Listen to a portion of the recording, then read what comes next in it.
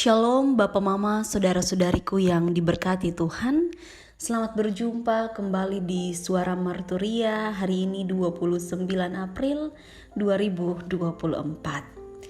Hari ini kita akan merenungkan bagian firman Tuhan yang terambil dari Injil Lukas 24 ayat 36 sampai dengan ayatnya yang ke-49.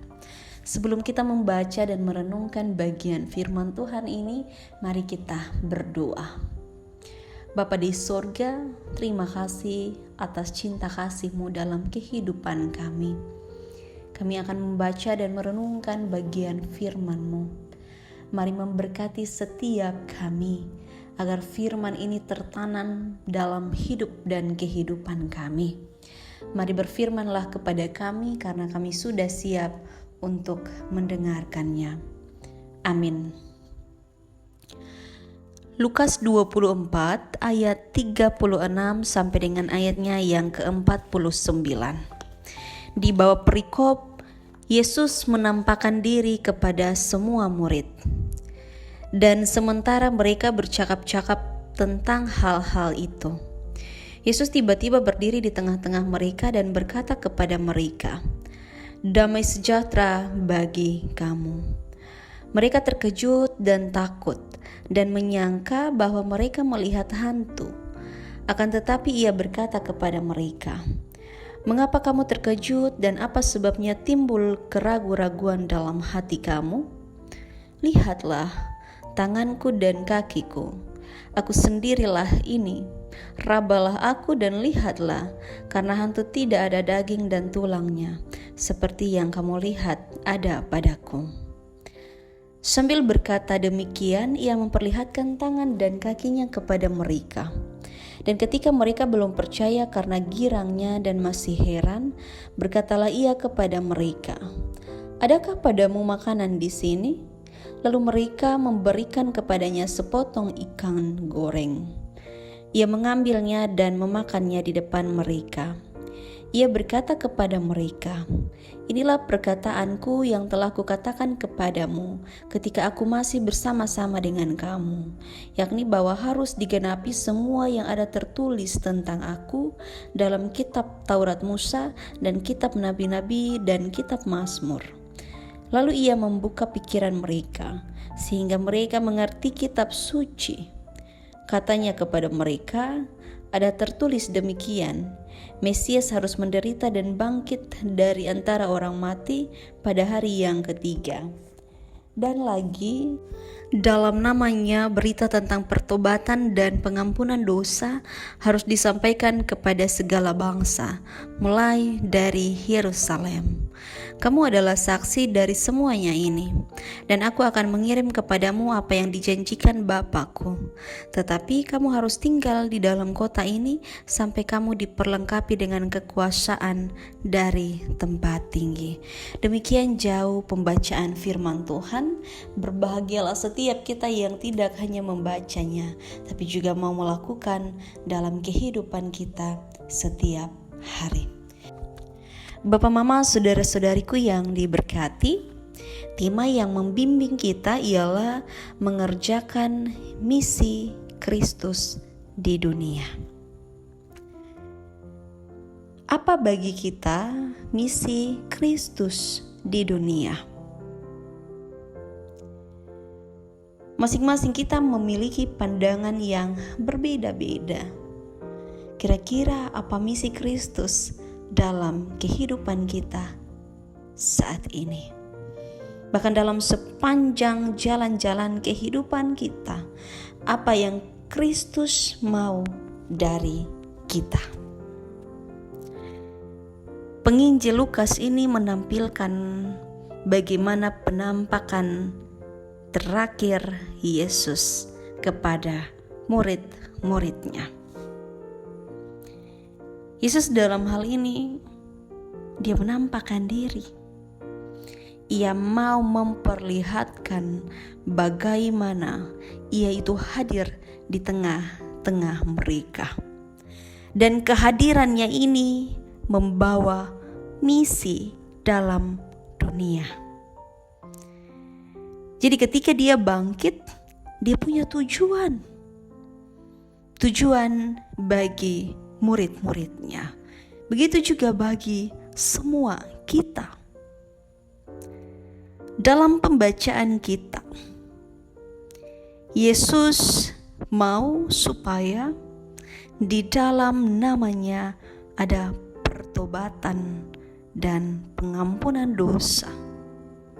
Itu yang harus dilakukan oleh semua kita.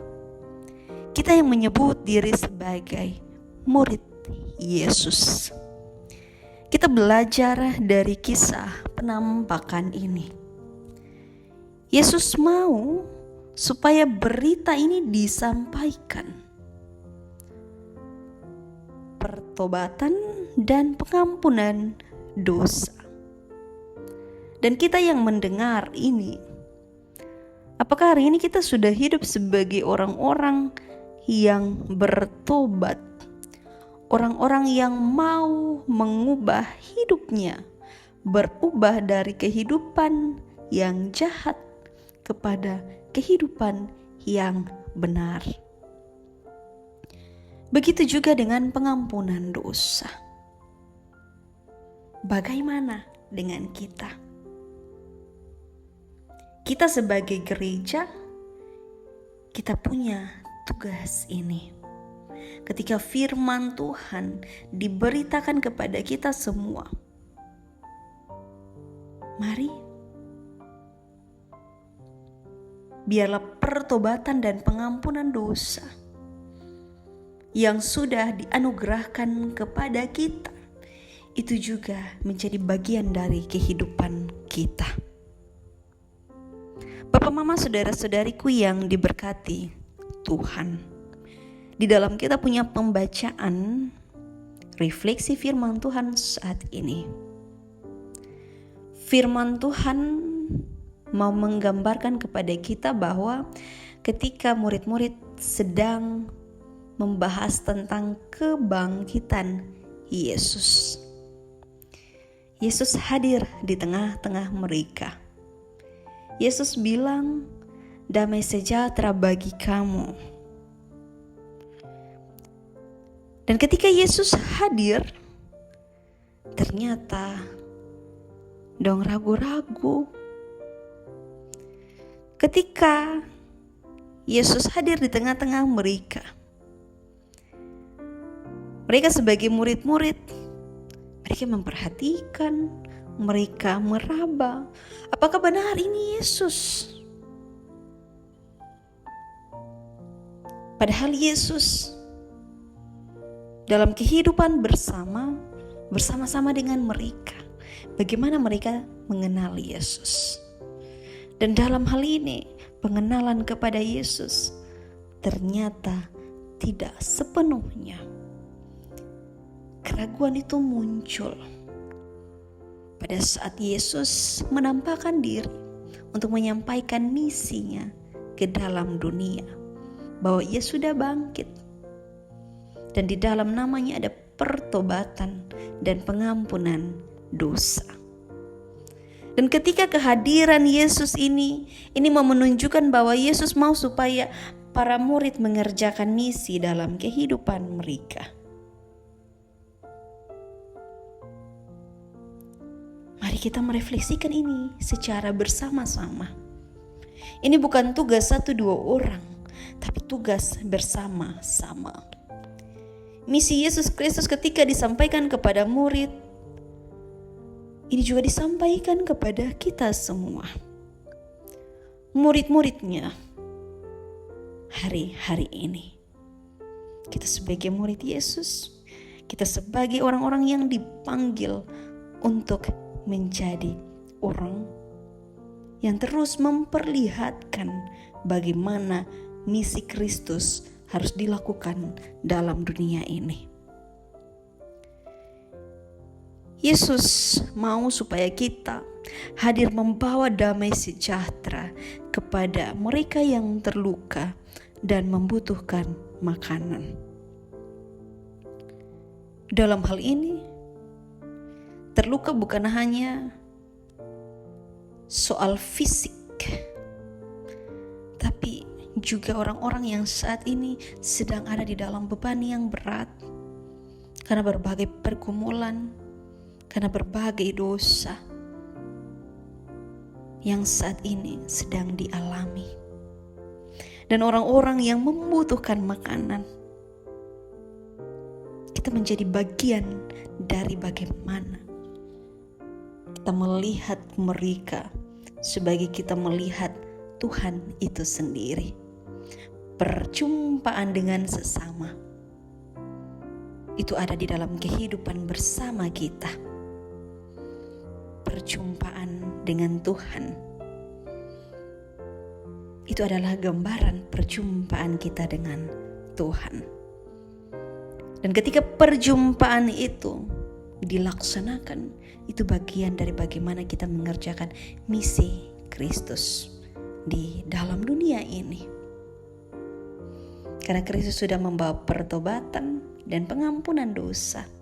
Tugas kita adalah melakukan yang terbaik dalam kehidupan ini. Kiranya Roh Kudus menolong kita untuk terus menjadi saksi-saksinya yang sejati. Amin. Mari kita berdoa. Segala puji syukur kami naikkan ke hadapan hadirat-Mu. Engkau sungguh baik, teramat baik bagi kami. Firman-Mu menolong kami untuk terus kami menjadi bagian yang terbaik bagi Tuhan dalam kehidupan kami. Mari memberkati kehidupan kami, setiap pergumulan kami, di mana saja kami berada. Terima kasih Tuhan. Amin. Terima kasih telah mendengarkan suara Martoria. Tuhan Yesus memberkati kita semua. Sampai jumpa.